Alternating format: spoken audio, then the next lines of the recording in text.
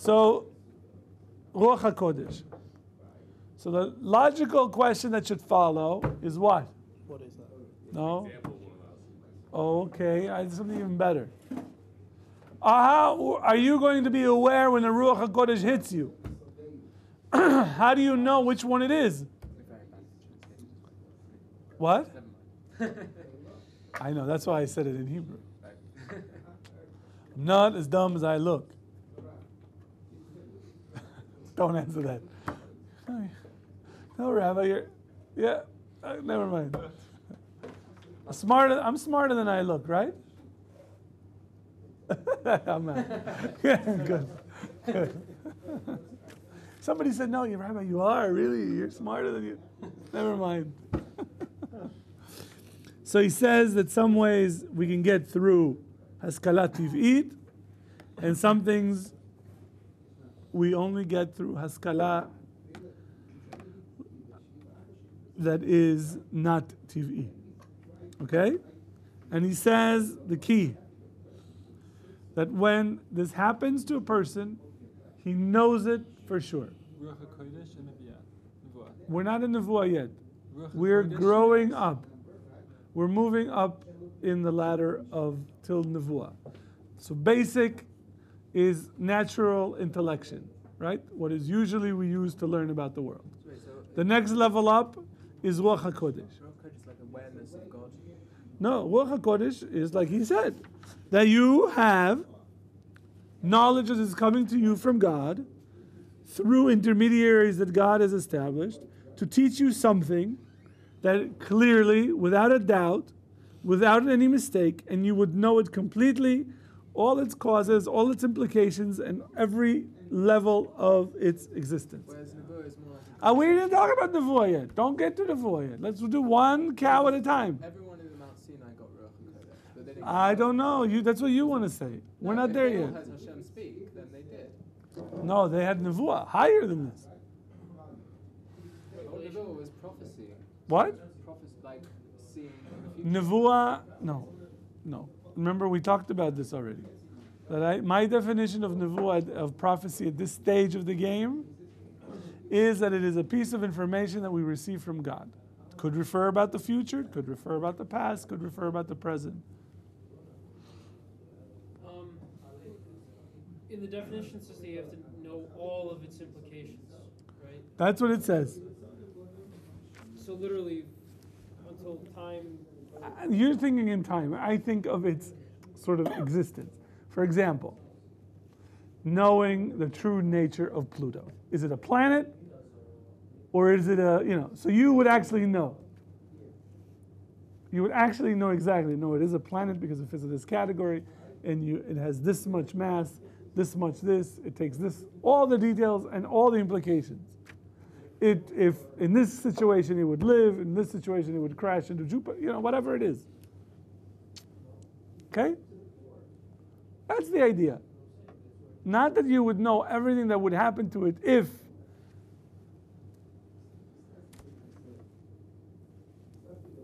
Okay, next. The next point is that I wanted to make sure that if somebody gets Ruach HaKodesh, they are aware that it is not the normal way of learning things. They know it. They're aware that this is something different. Okay? And they experience it. And he says, and also it's possible for a person to be affected that a certain thought appears in his heart, in his mind. Okay? And he says sometimes that is also called Ruach HaKodesh. But here, there's a difference. He says this is really hidden. Although the rabbis in the Gemara and the Midrash talk about Ruach HaKodesh as being something secret, like this person is not aware of it. So the Ramchal is saying Ruach HaKodesh be'emet is something that a person feels and is clear. But there are times that could be something that you shouldn't have a certain thought comes into your head, that it falls under the grand category of Ruach HaKodesh, but the Ramchal is saying That's a different type of Ruach HaKodesh that he's talking about. Above this, we have Nevuah.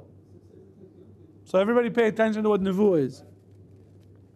Nevuah is that a person reaches a level that he connects with the Creator and is conjoined with Him, such that he would feel becoming one with God and acquires means that he is intellectually, grasping that he is connecting with the kavod of the Kadosh Baruch Hu.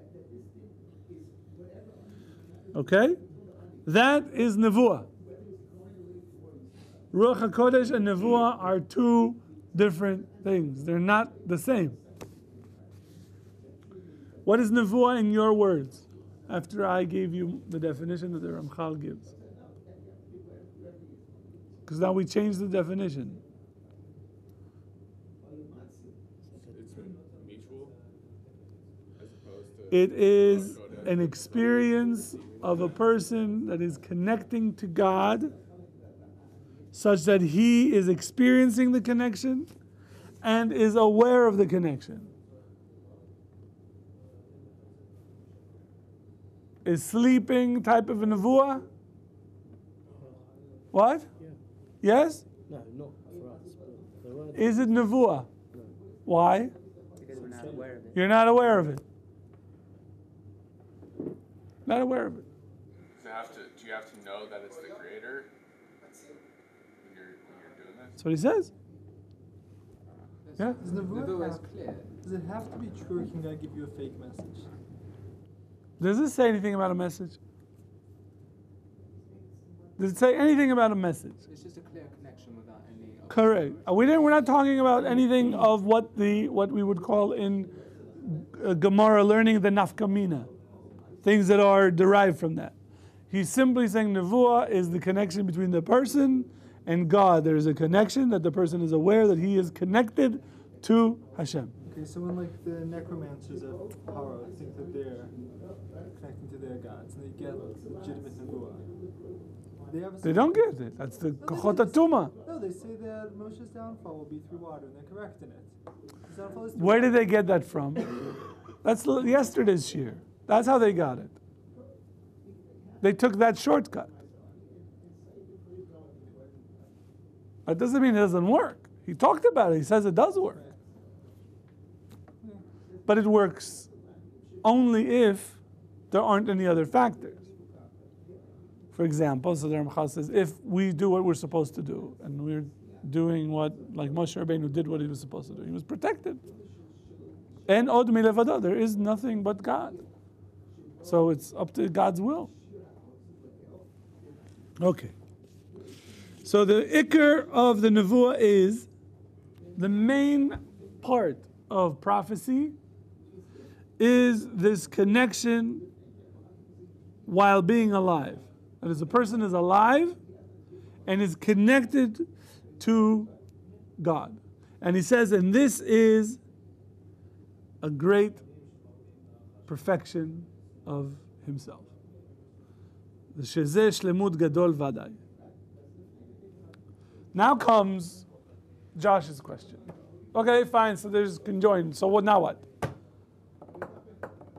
So then he says, and connected to this, the indirect, the result, what results from this, or what accompanies it, is literally says accompanies, is knowledge and intellections, that he would learn or grasp things that are very deep, and these would be the secrets of the Kadosh Baruch Hu, and he would know them clearly and in a greater sense than people who receive Ruach HaKodesh. So although there's an aspect that appears to be that is similar to Ruach HaKodesh, but he says in quality it is different. Qualitatively, it's much greater. The power. Just imagine like if you have a dial-up modem. Do you remember what those were? And then you get to the DSL, just things. You can just download all of what you want. What? Shiurim, right. All my Hidabrut classes will be on your, on your mind. Every corny joke. You'd memorize them. Okay. So are we clear on what prophecy is? Does the information have anything to do with the future? Might, but not necessarily. Prophecy is a connection between a person and God such that he is aware of it, and through the connection he is receiving secret teachings about God.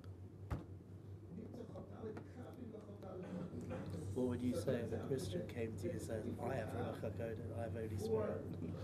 I have, good, Mazel Tov. Yeah. No, but what's that supposed to mean? Nothing. When they say that? No, it doesn't mean anything. So what do they mean? What do they all say, oh, I have it, I feel it. What do they? What? The Christians say that they have the Holy Spirit. But they're not Bilam. There's no more Nevuah. I'm saying, but what do they? How do we know there's What no do they more feel? Nevuah? The Gemara says so. But isn't that only referring to Jews, or is it referring to the whole world? What? He would take it. He didn't give it to them except for Bilam. Only to take it away from us and leave it for people like Bilam. That's Al Pi Svara then. Right? Okay. So he says like this. This is now he's going to explain how is this done. What are the mechanics? So don't try this at home. It's not going to work anyway, so that's what harm we could do. I don't know. You get your roommates calling the police because you're acting weird, right? I'll call Ben with a rope to tie you down because they'll think it's a dibuk. All right. So here we go. He says that this is through intermediaries. You don't connect to God directly. You have to go through certain steps, certain intermediaries. Okay? So it is not exactly that the person would grasp the kavod of the Kadosh Baruch Hu, as like he says, sees his friend, but it is through the servants. So you connect to the servants, and they are apparently, it's the same sort of through lenses. So you move from clear, to more opaque to less opaque to clearer and clearer lenses. You know how you get an eye exam and they go this one or this one, right? This one or this one, this one or this one, right? They give you one and you're like, I can't see anything. I say, oh, sorry. Oh, here we go. Now it's like, oh yeah, I can see everything. Yeah, whatever line you want, I'll read. I know a guy that memorized the lines. He can just whatever line you want, doom. Because he didn't want to have on his driver's license that he has to wear glasses. That's dangerous. I know, but he wanted to be cool. Like Geneva Das or something? I didn't say. Listen, who am I? What am I?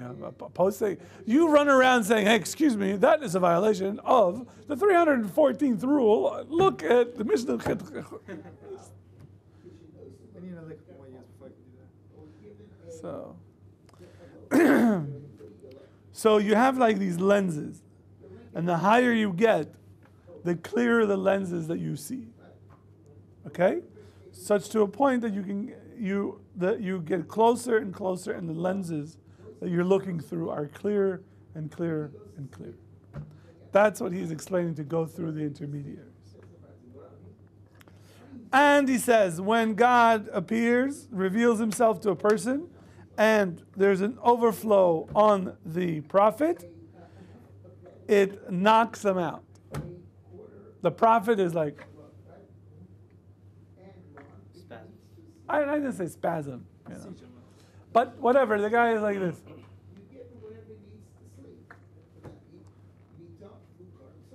That's what he says. He says that everything would feel like the body is loss of control of the body.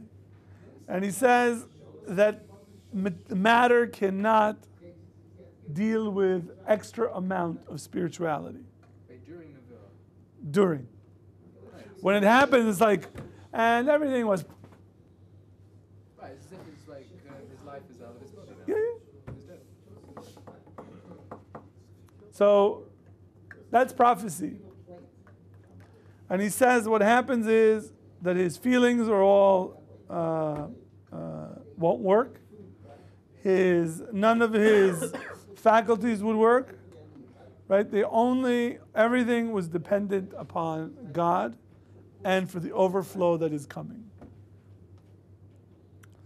Okay? Why? Because his soul is connected. And there is something that is coming from without that is much more beyond the capabilities of the typical human process of learning. Okay? And so everything that is acquired is something that is very, very deep and very, very high.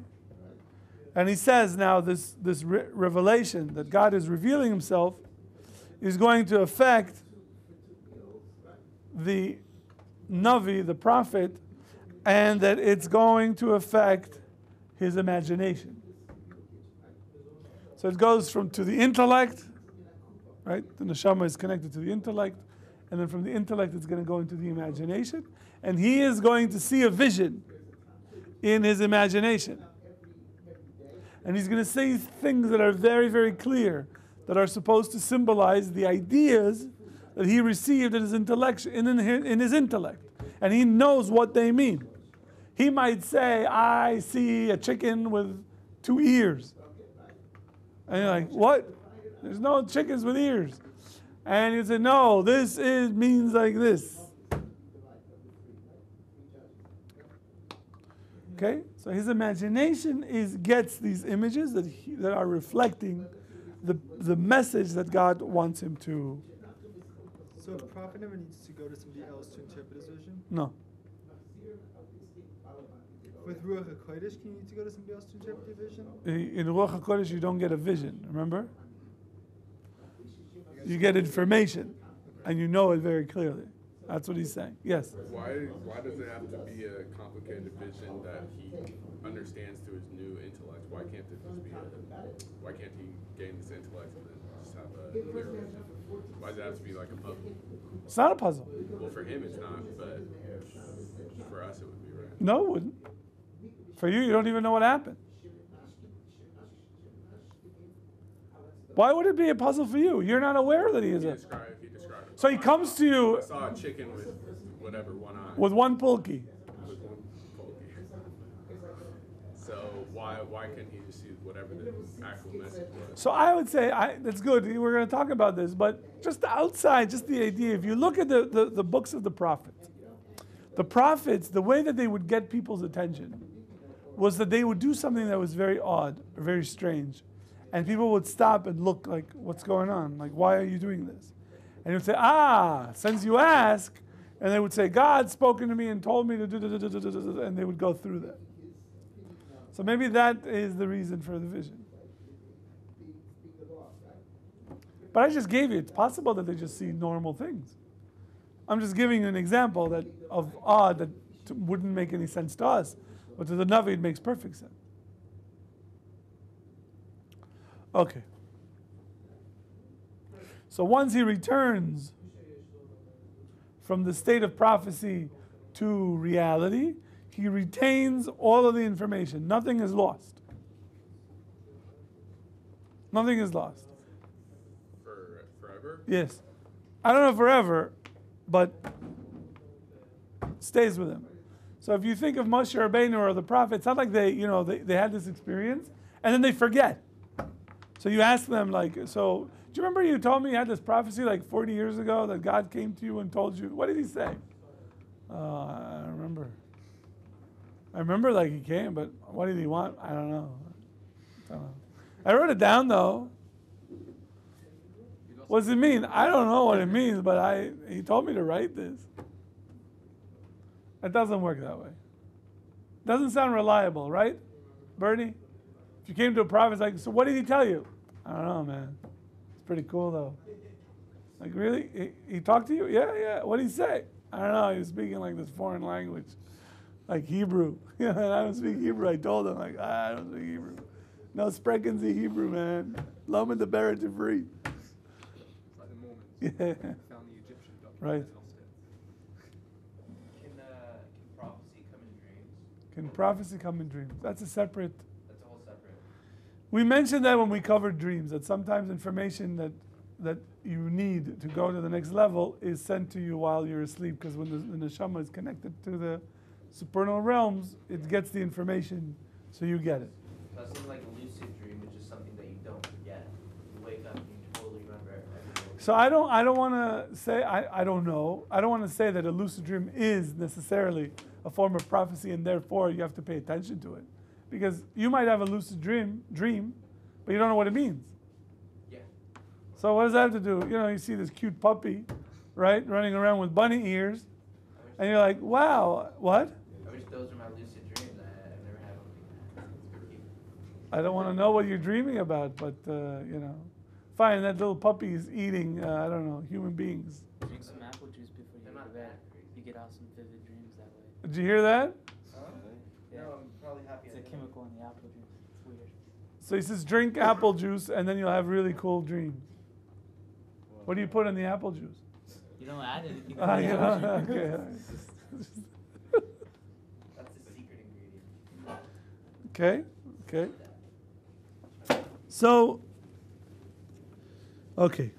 Now, with regard to the prophets and the prophecy, all of them line up in different levels. Okay, they hit different levels. So not all the prophets are on the same rank, because they have rankings. The highest is Moshe Rabbeinu. Who's second in command? Elijah. That's the question. I don't know. Could be Yoshua. I thought it was. I don't know. How did you know? Why do you say Elijah? Because Elijah was the only prophet, only person to have ever been turned immediately into from human, still alive, to an angel, kind of. There's another guy. I hate to ruin it for you. Enoch, Chanoch. Look in Chumash. So. What does Adam Harishon fit in as a prophet? Okay. Is he considered a prophet? He was the first. Yes. Because Well, he seemingly Enoch. gets prophets like Moshe Rabbeinu got, not in dreams. He was seemingly kind of just... You mean the scribe of God? Enoch? Scribe. I've heard him referred to that because we can't say his actual name. The Torah says Chanoch. We're not talking about what happened to him afterwards. All right, let's stop right here. We have Mincha at 3:45.